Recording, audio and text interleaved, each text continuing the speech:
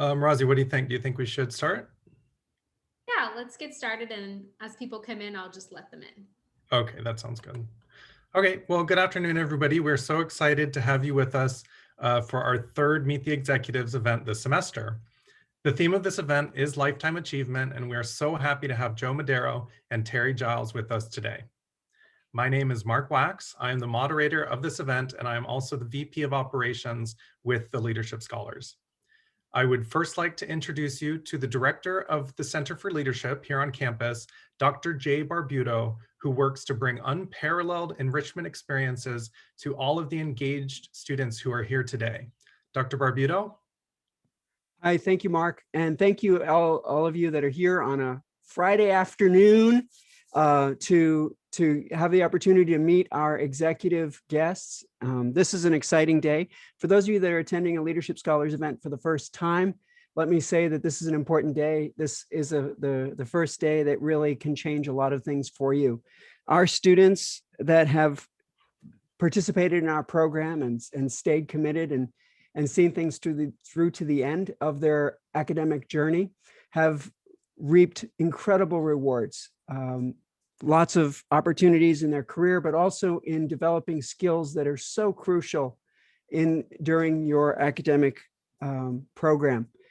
We hope that you will stay engaged and stay committed to the Leadership Scholars program. Programs like today, two of my favorite people are here, Terry Giles and Joe Madero. These two are amazing individuals. You're going to learn so much from them.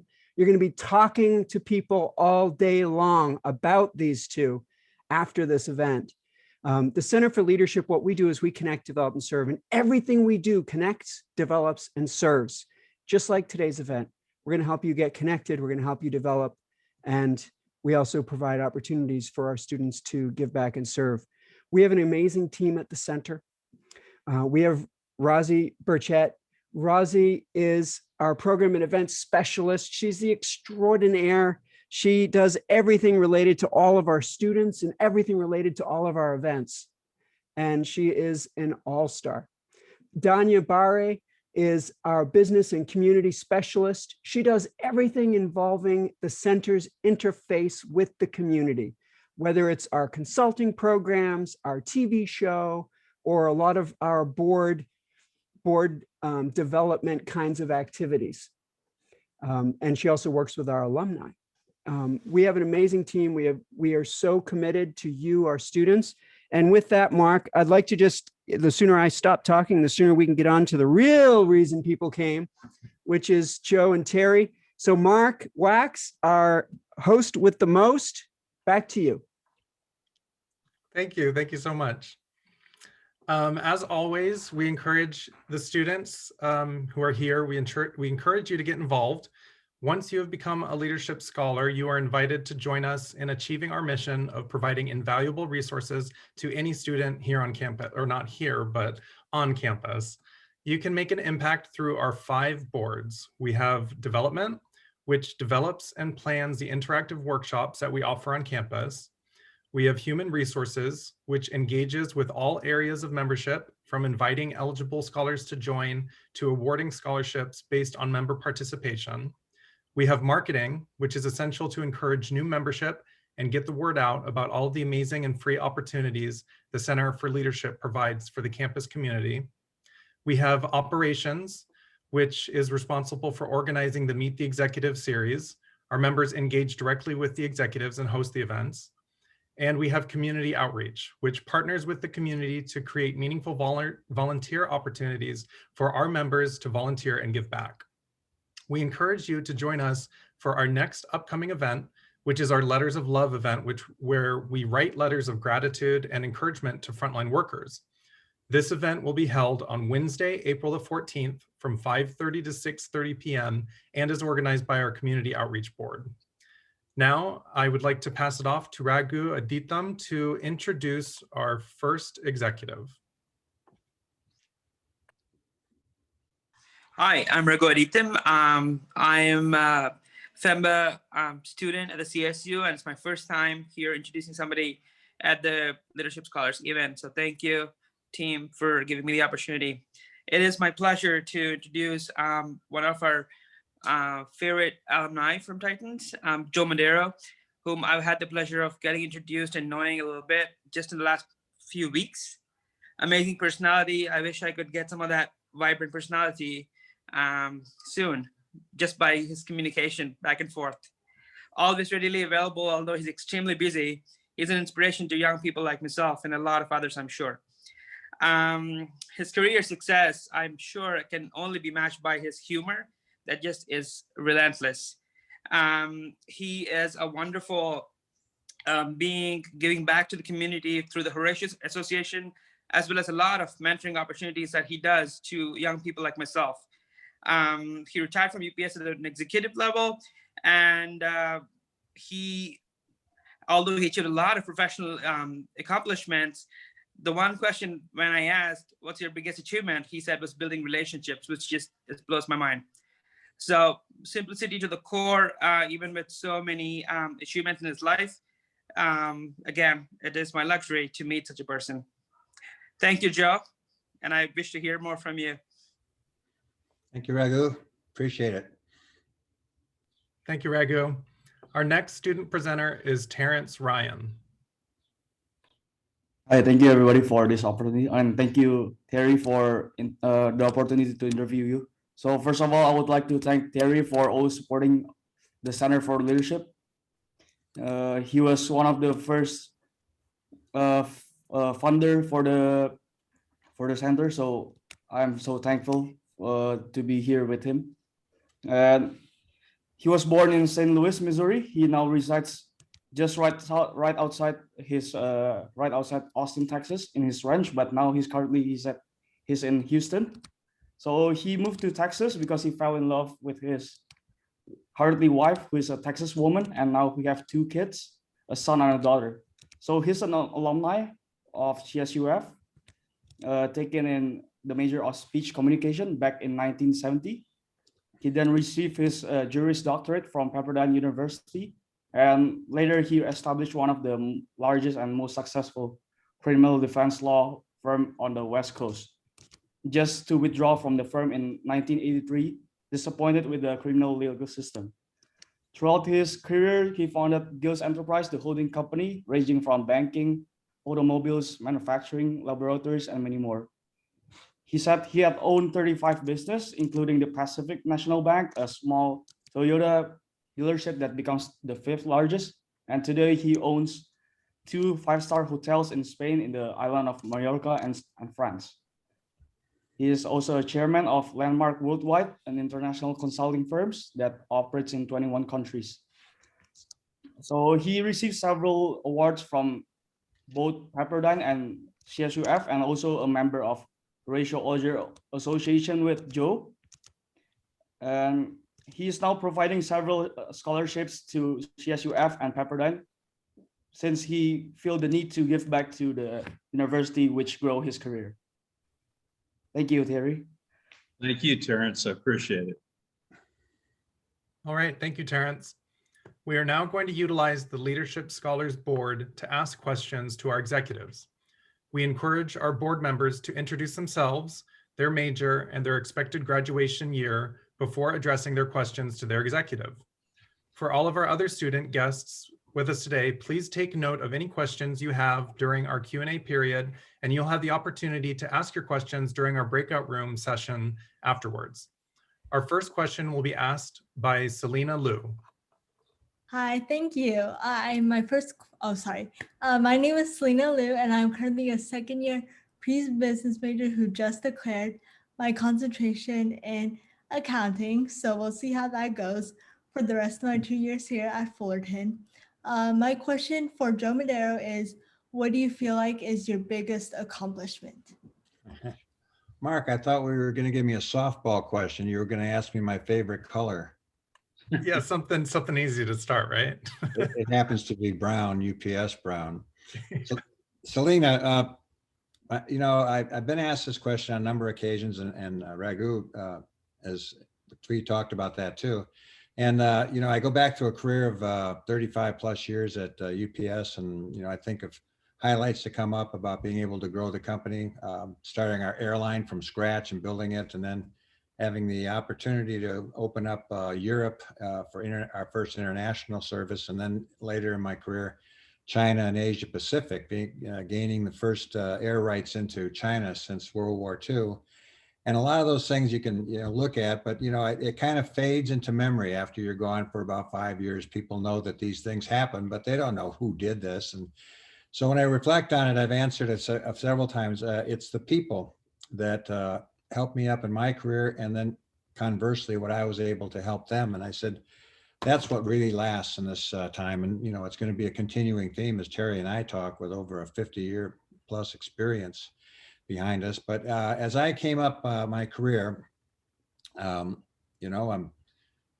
learning things, and I had mentors, people that took me under their wing. I learned early on not to pretend that I knew things, but to look for people that could help me where the huge gaps were. And I had mentors all along the way that would say, Joe, you're capable of this. And if I can help you out, I will. And then later on, as I got promotions, those same mentors would always call me and say, congratulations, I knew you had it in you. And as I went up the corporate ladder at UPS. So flip that aside. And I think the biggest honor of me and my accomplishment is I was able to do that for other people. It was an incredible privilege to be able to mentor people coming through the organization at UPS, and to make sure that they realize their greatest potential in the company. And now it's my privilege, and I do this regularly, as one of the people I worked with gets another promotion, I will pick up the phone and call them and say, congratulations, I knew you had it in you. And it's those kind of relationships, that kind of a network, a partnership that's all over this world now, that I treasure the most, and I consider my greatest accomplishment. So it's the people network and the person-to-person contacts, and the ability to work together as a team and have those people. We call it an alumni partnership. So we still get together after expending our entrepreneurial expertise at UPS. We like to use those skills to do things like we're doing today, to give back and to make sure that young people have those same opportunities to maximize their potential in this ever complicated world. Did that answer you, Selena? Yes, it definitely did. Thank you. Thank you. All right, our next question will be asked by Dayton Lee. Hi, I'm Dayton Lee. I'm a second-year business administration student with a concentration in operations and supply chain management. I'm one of the vice presidents of community outreach, and my question is for Terry. So out of all the businesses you've started, which one are you most proud of, and why? Well, thanks, Dayton, for that question. I appreciate it. I think about that a lot because I've had a lot of companies and I've sold a lot of them. And as I look back on it, I think the companies that I enjoyed the most that I sold was the Toyota dealership. And I think primarily because I had the opportunity to deal extensively with our Japanese partners, Toyota. And the learning experience for me was incredible, and I enjoyed it immensely. Going to Toyota City in Japan in the late 1980s and seeing what they were doing with robotics and how they were changing the automobile industry was fascinating. And I still kind of regret that I sold the dealership, to be honest with you. The other one is Pacific National Bank. I really enjoyed banking a lot. There were some banking rules that came into effect in the 90s when President Clinton was president that related to how you had to handle your loan portfolios. And I had some objections to that. And as a result, I ended up selling the bank to US Bank. And I have many, many times wished that I still had the bank. That was a great thing to own, and it was a lot of fun. And I really enjoyed loan committee. You got to really sort of peek under the curtains into people's lives and to take a look at what they were doing in their lives, what they were doing with their assets, what they were doing with their investments. And it was both interesting and again, a great learning experience. But even though I regret those two things, clearly the two that I enjoy the most, I still have. One of the hotels in Europe, we have 2 5-star hotels. one in the south of France that's in a 1,000-year-old village that sits 1,300 feet in the air on a cliff halfway between Nice and Monaco called Chateau Eza. And we're pretty routinely counted in the top 100 hotels in the world. And I get a great thrill every time I'm there. And then the other one is on the island of Mallorca. And it's a 16th century, what they call finca, or fortified villa. And we also have a Michelin star restaurant there, and it's great fun. And then Landmark, what an amazing group of people. I'm chairman of the company, but no one owns more of the company than anyone else. It's what's called an ESOP, so it's owned completely by the employees. And I have to tell you, I've never, ever dealt with a greater group of people. Landmark is the one thing that I do that I think actually makes the world a better place. What we do through the courses that we offer in the United States called the Forum, what we do in our business consulting arms in the offices around the world has been satisfying on multiple levels for me. So I hope that's as good an answer as I can give you. That was a great answer. Thank you. Our next question will be asked by Maria Martinez. Hi, my name's Maria, and and I'm a part of the HR board. This is actually my last semester. I'm graduating with a business degree in human resources. And my question is, what skills do you look for in recently graduated students? That's for me, Maria. That would be for Joe Madero, yes. All right, thank you. You know, first of all, I forgot to add after Mark said, I want to just address something to all the students on now. Jay and I did this first one a long time at the founding of it. We were going to have a session where they could meet the executives, the US Bank president and myself. So I said, when is it going to be? He said, it's going to be in the afternoon on Friday. I said, oh my gosh, Friday afternoon. If this thing goes badly, I better do the first one. So I got there expecting a half dozen people. And there were, Jay, I think 20, 25 people that showed up. And I was just amazed. I said, for a Friday afternoon for college students to be at something like this, you must be either married or couldn't get a date for happy hour. But I certainly enjoyed it, and I appreciate everybody that's here today. So Maria, great question. By the way, when you don't have a good answer, you always say to the person, great question, gives me time to think.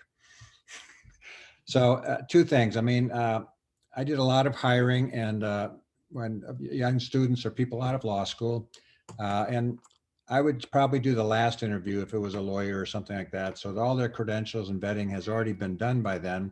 So we know what their capabilities are. But I would concentrate on two areas. One is communications. Terry was a communications major, and but one of the greatest things lacking now, and the Dean's Advisory Board took a poll once and said, what do you see as the biggest gap for college people coming out of college, even in MBAs or JDs? And we almost all said communications. And you can blame it on different things. You can blame it on the keyboards and the Twitters and the tweets and all that kind of stuff. But the ability to communicate effectively is never going to be overshadowed by technology.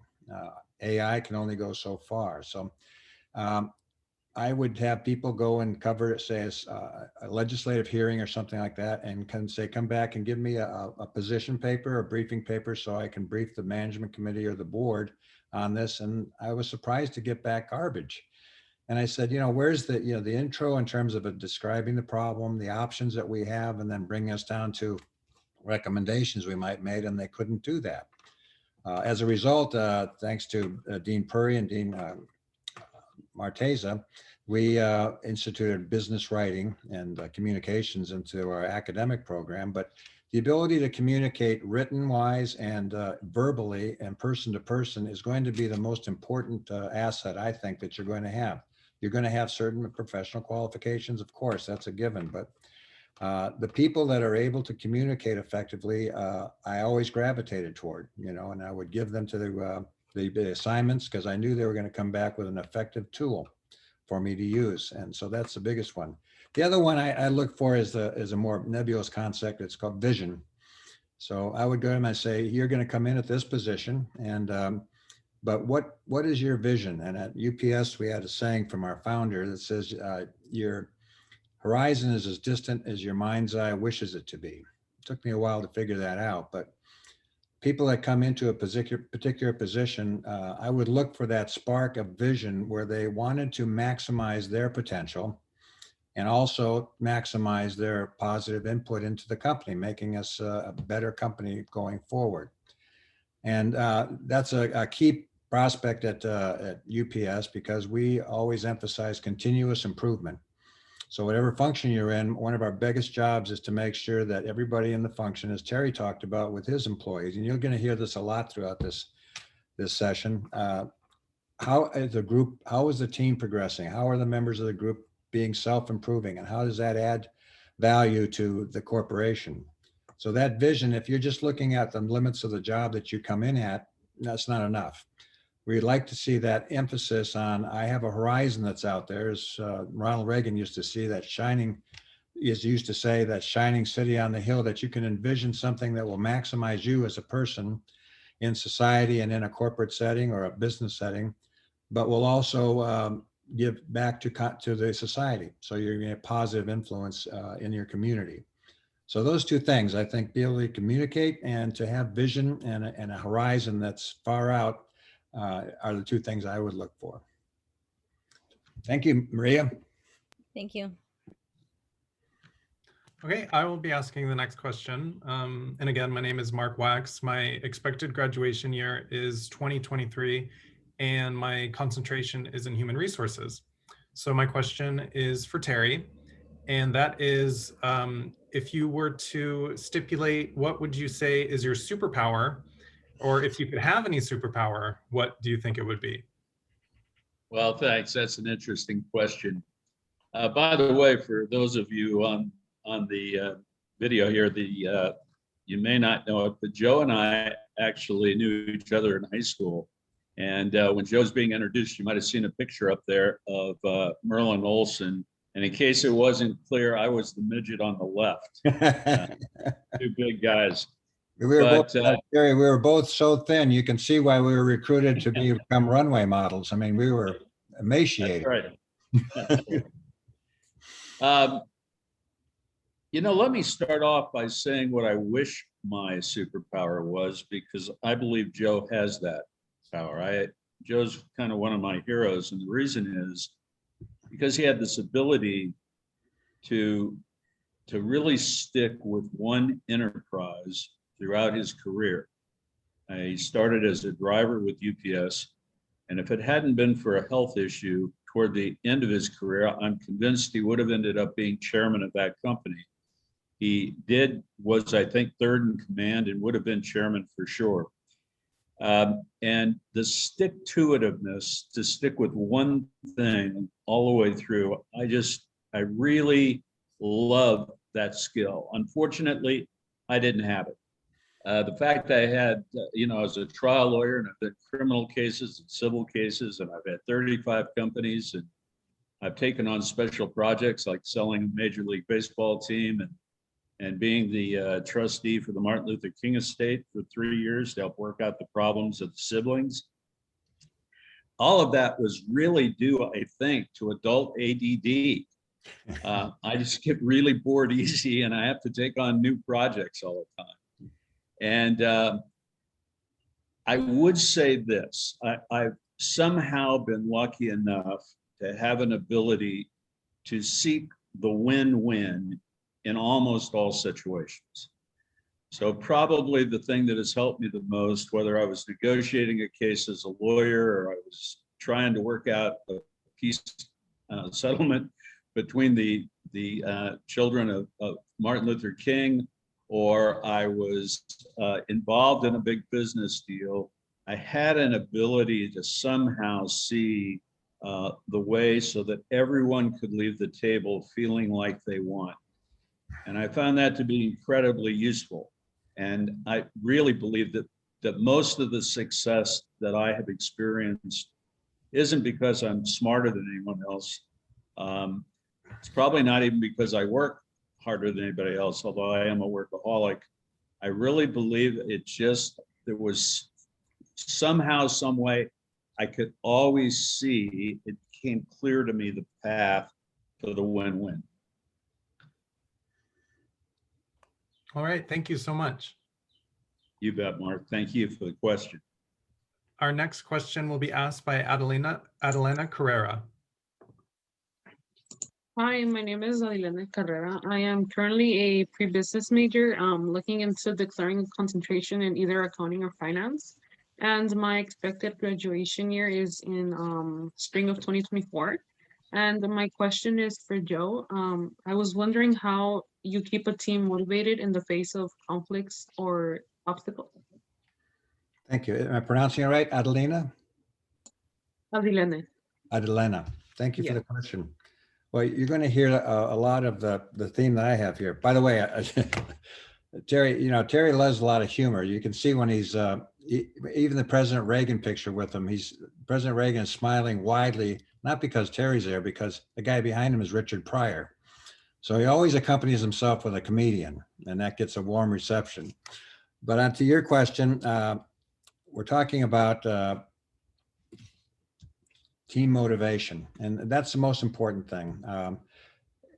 Terry's mentioned all the organizations he has. A common thread there is that teamwork was there, that everybody had a common purpose. So we start with having a team that has a unity of purpose. I once had a mentor, my best mentor at UPS, that said, Joe, you're a bright kid, you have a lot of capabilities, but you're not a genius. You're not a Bill Gates, or Steve Jobs. You're not going to sit in a corner and create genius.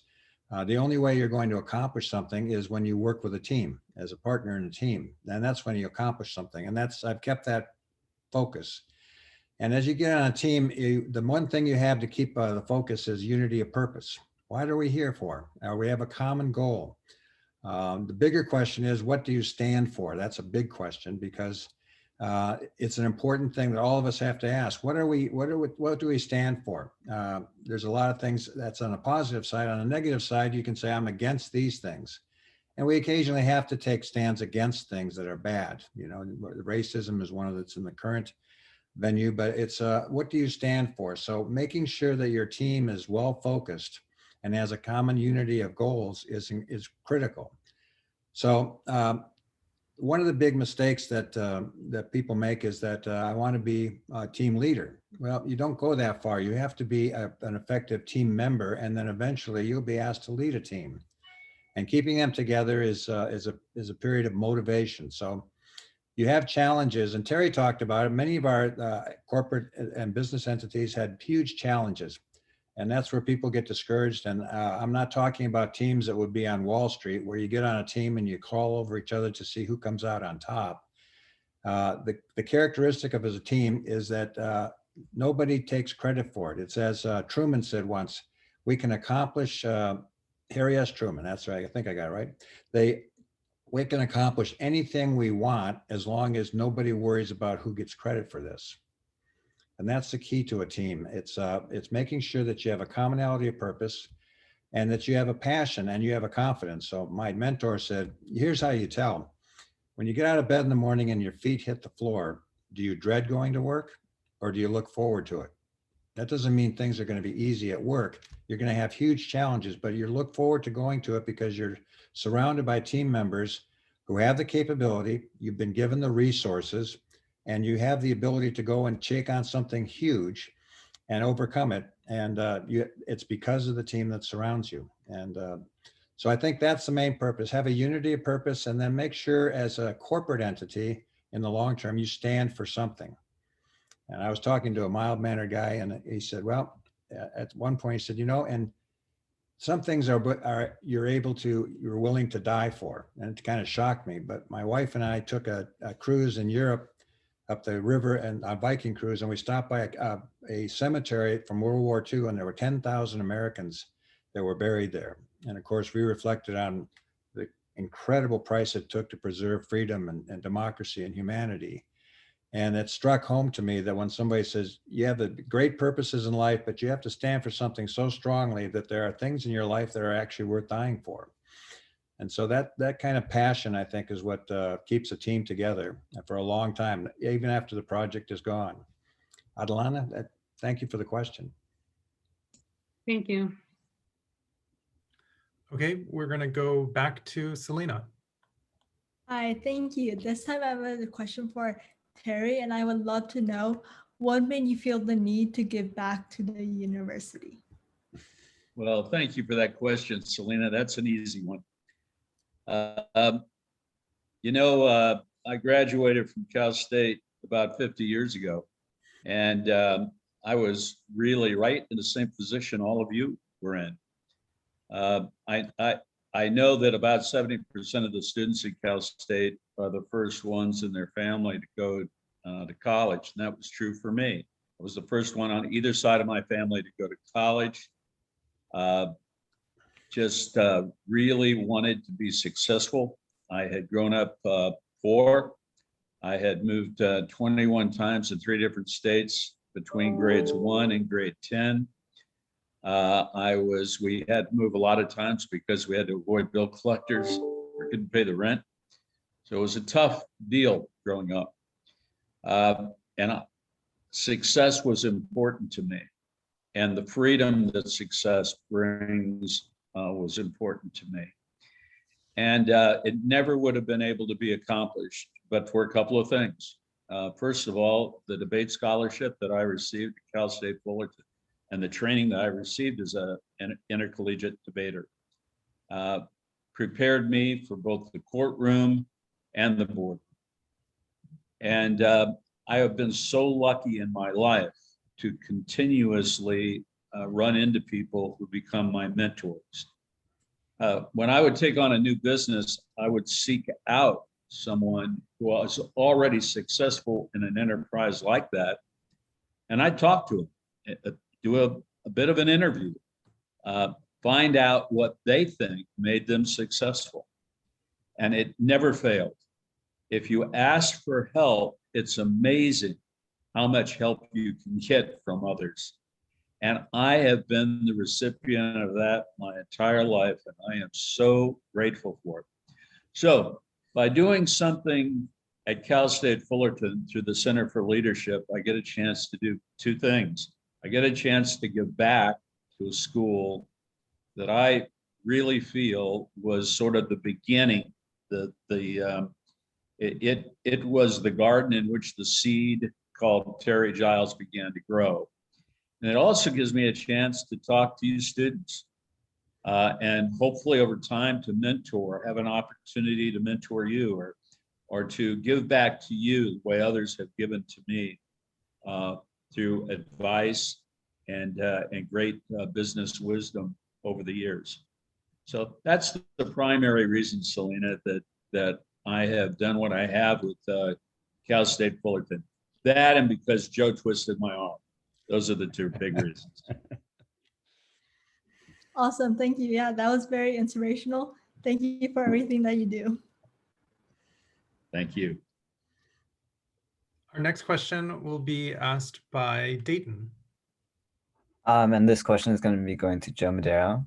What are some weaknesses that you've observed that you have prevented people from becoming great leaders? Well, first of all, the major thing I admire in Terry that I wish I had, I'd like to be able to talk real good. And so, that was a joke, guys. That he does talk real good. I think the major thing that it's a matter of humility. And as Terry says, we're all going to strive for our greatest and we're going to reach out there, but we do so with a humbleness and we have a common theme. So at UPS, the elevator speech is if you cut any of us, we'll bleed brown, but we all do the same things. We pursue excellence, we pay attention to the details, and we have a sense of urgency. And those 3 things are the guideposts that guide our company. But our chairman said, when he said that, our founder, he said, those are 3 incredible things that will keep us ahead of the curve, but that has to all be surrounded by an umbrella of a total commitment to integrity.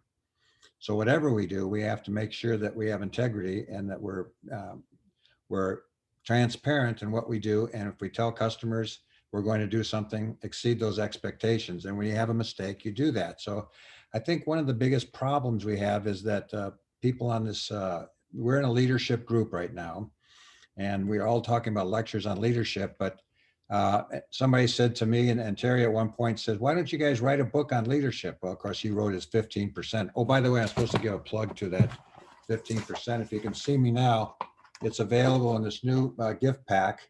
It can be sent to you. Operators are standing by in our 1-800 number. It's an inspirational book, and it is about leadership in many different ways. But I researched that before I went to a lecture once, and in the year I talked, there was 260 books that were published with the word leadership in the title.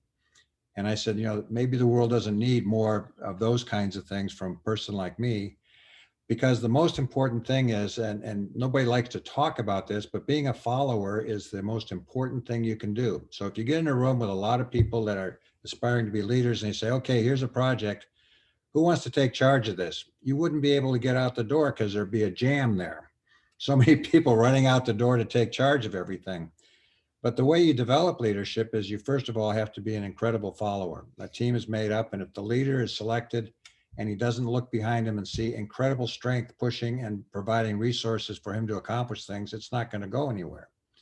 So I concentrated on being a good follower, and Terry was is incredibly kind to mention the CEO chairmanship and things like that. And the health problem I had took me out of the running, but you know, when I reflect on my career, I was able to be the chief counsel and the consigliere to 4 successive CEOs and chairmen at UPS over basically three decades. And that was an incredibly important job for me. And I feel I accomplished more for the enterprise being able to fill that role than I think I would have if I'd been CEO and chairman for 5 years. So I have no regrets. And I think it was the ability to be in a position to do guidance. And so people today think, you know, being a follower is something, but if you are a good team leader, I had the opportunity during my career to be in charge. So I was a follower. I did what the board and the management committee wanted to do. We all decided we run the company, and now here's the person leading the charge. And then if you do that diligently, you get to, at some point, to lead the charge. So when they opened up Europe, they selected me to head the team to open up Europe. And I said, there's a huge mistake here. The sum total of my international experience at that was 2 towns, Toronto and Tijuana. And I had no other international experience than that. And they said, Joe, you've proven yourself as a team member and a team leader. We're going to supply you with all the basics that you need in terms of locally, but you're there because of your management expertise, not because you have all this intricate knowledge of the morals and culture of foreign countries. And the same happened in Asia Pacific. So be a good follower. Know what a team looks like, and you'll be given the opportunity to head those teams at some point and take charge. And I think that's the biggest problem in enterprise is as we're highly competitive, we try to say, how do I distinguish myself from everybody else? And, you know, it's you raise your hand and you step outside your safety zone, as Terry talks about in his thing. With 500,000 people in our company, you know, they said, how could you be noticed? Well, you don't stay in your safety zone between the clouds. You raise your hand and say, take me, and you will be guided and you'll be given the resources and the spotlight will be on you. And you can fail miserably, but there's not much of a chance because the corporation wants you to succeed and will provide the resources for it. So when you do a good job at that, then the next time you're going to be asked to have more responsibility. And every promotion I've gotten, I did one basic thing. I said, I'm going to pursue this with all my passion, even if I don't like the assignment, because people above you are watching you all the time. And they're saying, how is he handling things that are not only pleasing to him or upwardly mobile, but when he gets an assignment he doesn't like, how does he do it? And every time they pat me on the shoulder and said, you're moving on, Joe. And I said, no, I'm not finished here. I want to finish this job because I want to bring it to conclusion. They go, somebody else will do that. So whatever they give you to do it with a passion, and they'll demonstrate that you're not only good at the easy shots, but the tough ones. And that'll do you wonders in your future. Thanks. Thank you. Thank you so much. Our next question will be asked by Maria. My next question is going to be for Terry Giles. So I was wondering, you said that you had mentioned you had a lot of mentors throughout your career. So what are some of the characteristics of leaders that you have come across that you really admire? Well, you know, 2 things I've learned through my experiences and that we then try to carry over and develop these characteristics in all of the people in our companies. The first is integrity, but let me define for you how we define integrity. The way we define integrity in our enterprises is that you do what you say you're going to do. So in other words, if you promise somebody that you're going to accomplish a certain goal, it's up to you to get that goal done and to do it within a certain time frame, because without a time frame, a promise is meaningless. But if you can't do it for whatever reason, then you go back to the person who you made the promise to. You explain to them why you can't keep the promise, and there are things that come up. Sometimes you promise something, you find out it's impossible, but you go back and you explain you can't do it, and then you clean up whatever mess that might have been made, because maybe others were doing things counting on you getting that done. Now, if you have an organization where everybody in the organization does that, I say that that organization cannot fail. There is integrity from start to finish, and it pays off every time. The second thing has to do with our listening. And one of the characteristics we try to build in our companies, I actually refer to it as you're already always listening. All of us have biases. I'm not talking about the kind of biases we hear about all the time today, racial and that kind of thing. We just have natural biases about things. And when people speak to us, we basically have a screen in front of us, and everything gets filtered through that screen, and we hear it based on the biases that we have. Well, what you have to do is you have to learn to lift your shields, to really listen to what somebody's telling you. Those shields are already there, and they're always there unless you concentrate on it and are willing to lift that shield so you can let in and really hear what people are saying to you. It also is important for you to speak in a way that will cause others to lift their shield. So it's not just good enough for your shield to be up, you've got to get the shield up of the person you're talking to. So being kind, being nicely direct, speaking the truth, being appropriate, being clear with your words and understanding the power of the words. All of these things are things that can help you to lift the shield of other people, to allow them to really hear and get what you're trying to do. And again, if you can get an organization so that everybody has that characteristic, it makes getting the job done so much easier. I can't tell you how many mistakes get made in enterprises because of a misunderstanding of direction. And you can avoid that if you can solve the problem of you're already always listening. Thank you for the question. Thank you. All right, now I have a question for Joe. And my question is, what effective habit did you develop later in your career that you wished that you adopted earlier? Well, Terry has just stolen my thunder on this one. The biggest characteristic I wish I had adopted earlier is, as he said, listening to people. And I wish I'd have done that earlier. You know, we grew up and we said, you're fighting uphill, you're like the salmon swimming upstream, and you got to get every energy into it. And it's probably a little bit of a lawyer thing too. We're taught to take charge of the conversation, you know, and so you jump in, you try to guide and direct everything, but you forget to listen. And that's one of the biggest skills I think there is out there. And Terry has it mastered. It's replete in his books, but he has the ability, no matter what position he is in an organization, if you come up to him, you've got his full attention. And when he did this at Toyota, he gave VIP treatment and personal attention and taught his entire team to do that for people that never expected that, because they weren't the big car buyers, the luxury car buyers. They came in to buy a Toyota at a very reasonable price, and they got treated like VIPs. And guess what? What grew his business was word of mouth, that you can get a great treatment here. Your kids are taken care of in a playroom, and you get direct attention. The other example I have of that is when I worked for Ronald Reagan. I had the privilege of doing that. And he had that characteristic. One story, you saw me being introduced to him. I was probably the lowest end of the presidential appointments. The highest end, of course, is a cabinet member. So going through and reporting for work that one day, and he looked you right in the face and shook hands, and he knew your background. UPS, we could use that efficiency in the government. I said, I'll do my best, Mr. President.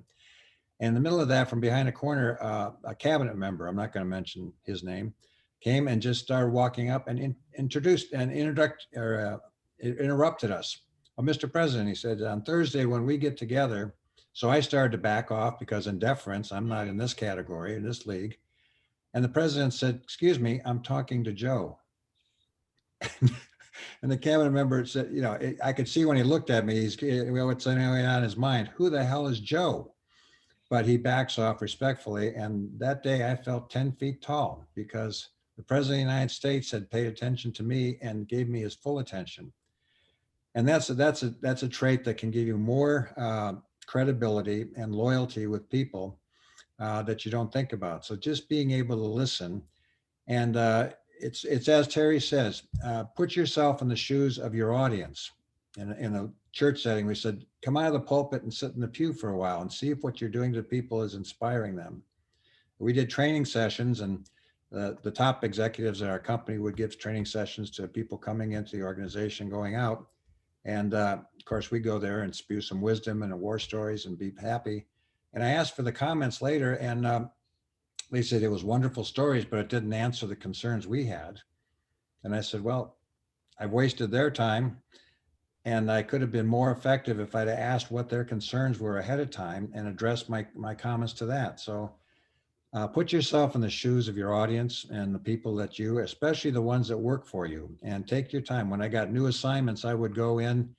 I went to West Virginia once, a very tough labor place, and I knew it was anti-management and all that kind of stuff, but I came in low key and listened a long time. They had a lot of problems with the union people.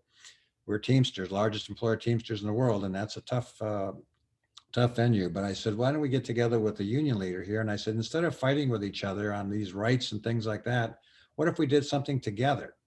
So like what? I said, well, we're United Way, we're the biggest giver every year. What if you and I went around to the driving centers and the depots and presented a something that would be good for your members to be involved with and my employees to be involved with that could benefit our communities? I mean, it took him a long time to come around to that, but he said, that's never been done. Well, why don't we do that? Because listening is, and sending a message through the fact that you understand what their needs and desires and aspirations and goals are is like gold. So I wish I had developed that earlier. Thanks a lot. Thank you, Joe. Our last question is going to be asked by Adelena. Hi, so my last question is for Terry, and I was wondering, like, during your college years, what did you imagine yourself doing professionally? Well, that was pretty easy for me. Because I moved around a lot as a kid, I found that there were a couple things where I could make myself a little bit more popular being a new kid. One was during the summer playing baseball. But the other one was in school whenever I had a chance to get up and deliver something orally. And as a result, from the time I was in 5th grade, I wanted to be a trial lawyer. And mainly because I had grown up watching Perry Mason and Owen Marshall, which were 2 shows about trial lawyers that were on TV in that era. I wanted to be a criminal defense lawyer. And when I came out of law school, I opened my own practice. And within 5.5 years, we had the largest criminal defense practice in the state of California. In 8 years, I tried 90 cases to verdict, including 13 murders and 3 death penalty cases. And then after I'd been practicing 8.5 years, I represented a gentleman who was accused of killing 9 women. The DA made some mistakes and the police made some mistakes. We got some evidence suppressed. Like I said, the DA made some mistakes in trial, and I ended up getting a guy named Fred Douglas acquitted, except that 6 months later, he then killed 2 more girls. And I couldn't figure out why the world was a better place because of what I did for a living. And that was my first career change. I walked away from my practice, and it was significant practice at that time. And I was in the newspapers every day, and there was a lot going on that I really loved, but I couldn't do it anymore. So I walked away from the practice, and that's when my business career started.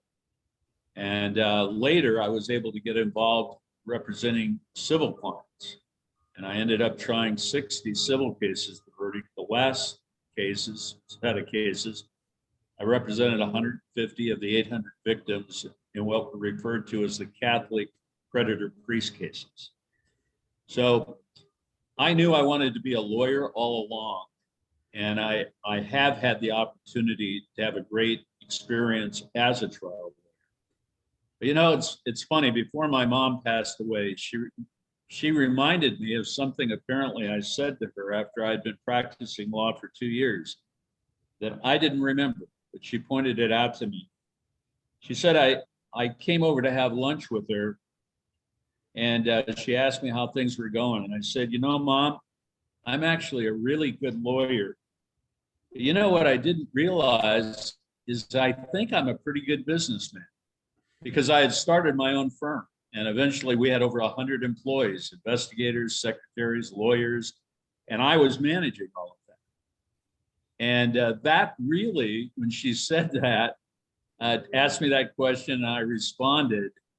Probably from that point on, I knew that at some point I was going to be buying and selling companies, because I really enjoyed building things.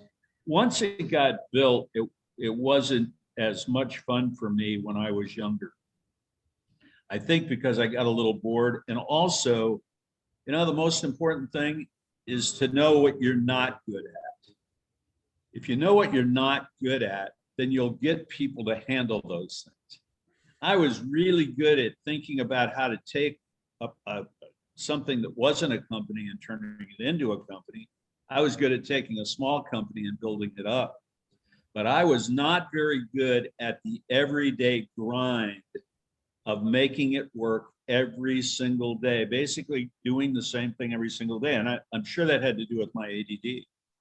So I had to make sure that I hired great people who had the stamina, who had the patience, who had sometimes the courage to go in there and do the job every single day and not get bored with it and not somehow weaken or not get the job done. So to answer your question more directly, I guess I've got a little bit off scale there, but I always knew I was going to be a lawyer. And I enjoyed my career as a lawyer, but honestly, I've enjoyed the business more. Thank you for the question. Thank you. Can I add just a postscript to Terry's? Terry and I both achieved much in the legal realm, but you know, we see abuses come and go and injustice, but I have the privilege of being a trustee on the U.S. Supreme Court, and above that majestic building, it says the rule of law and equal justice under the law. And no matter what happens, those are the basic cornerstones of the legal profession. And if we stick to those, our society will be well off, and we'll weather these storms. But it's a privilege to do these things. I work in the juvenile justice programs to keep kids out of incarceration. Horatio Alger, the member we're good, does a lot to do with violence and in inner cities and things like that. So it's a privilege to serve there. And at the end, it's you know, when Terry says he had an incredible career, he changed it, but in the end, he was able to give back to society. What he did for those abused children in the predator priest cases was an incredible way to put a capstone on his legal career. So hats off to you, Terry. Thanks, Joe. All right, thank you both so much. This concludes the Q&A portion of the event, and we will now break out into the breakout rooms. So for the students, your group should stay the same, and it's going to be our executives that will be rotated, which will be facilitated by Rozzy, so you don't have to worry about that. And sometimes it happens quite instantaneously, so just be aware of when the countdown starts. So Mark, I knew we weren't going to get a bathroom break. That's why I catheterized myself before these.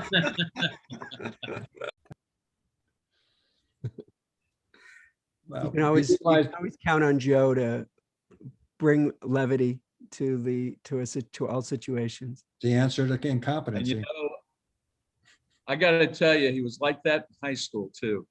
He's always been a really funny guy. Joe, you should have been a stand-up comedian. I found it. I found it didn't pay as well as legal work. Was he always a wisecracker? Oh, he always had everybody laugh. And he was just a lot of fun to be around. Well, you know, that's why I said we should have fun, but comedy or some good-natured stuff that can diffuse an entire situation. I was in labor relations and I negotiated with 4 heads of the Teamsters, including Jimmy Hoffa. Not the one, I can't tell you where his dad's buried, but the other one. And we would have some tense times, and my boss would occasionally nudge me and say, Joe, do some stand-up. Like break the tension, and it works. It works. I mean, if you can't laugh together, you're never going to get an agreement to go forward together. Yeah. Joe, I don't know if you noticed, but when Terry was talking about you're being funny and keeping everyone laughing, he spoke about it in the past tense. Did you notice that? Yeah, well. No, that's not true. No. By the way, Joe's a riot. did pretty well, Joe. I was working, I was representing Richard Pryor when he signed a movie deal for $40 million. So some comedians do okay. Yeah, I've never set my hair on fire. I don't think I could. This has been a great session, Rajay. I tell people they ask Terry, what do you want to do? I said, well, we stay young by staying engaged with young people. We want them to have the same opportunities we had. When Terry and I were in school and college, we had no tuition. They didn't start that till afterward. And so when we do fundraising, I was telling them, Terry, that I'm not a good fundraiser, but I raise a lot of funds. And Terry's just been the most generous donor. It's incredible what he's done, especially for school leadership, Terry. We appreciate that. But the only pitch I use is saying, look, to people that were Cal State Fullerton grads, if you didn't get the high quality education you did in undergraduate work at the reasonable cost you got it for, would you be where you're at today? And almost everybody says, no, that was the platform. That was the foundation of my entire career. And we want to make sure as a Dean's Advisory Board and leadership people that opportunity stays alive and active for all of you out there. Yeah. Joe was actually our first board of director member of the Center for Leadership. So back in the beginning, years ago, we had one board of director, and it was Joe. And so whenever I would give presentations out in the community about this is who we are and this is what we do, and here's our board of advisors, and here's our board of directors, it would just be a selfie of me and Joe. Because it really just started with just the two of us and Terry, at the very beginning. And Terry was the first seed money when we got started. And of course, what he's done just recently is beyond belief and much, much appreciated. Well, I just want to hop on real quick just before people start to leave, because the event does close at 3. But we all just wanted to thank you both so much. Thank you, Terry. Thank you, Joe, for coming and joining us. And thank you all the students for taking your time before midterms as well. So thank you, everybody, and have a wonderful day. Blessings. Stay tight and tough. And what's our next event? The next event for the Letters of Love, or do you mean for the next Meet the Executives? Really, everything. Yeah, so the next, I could get that up if people are still here with us. Our next Letters of Love is April 14th, which we shared a little earlier in the meeting. And then I dropped in the chat for our next Meet the Executive on April 30th. So yeah, that's correct. April 30th. Yeah, and the conversation will be about diversity. Okay, thank Wonderful. you. Terrific. Take care, Mark. Thanks. Great job today. Thank you. Bye. Thank you.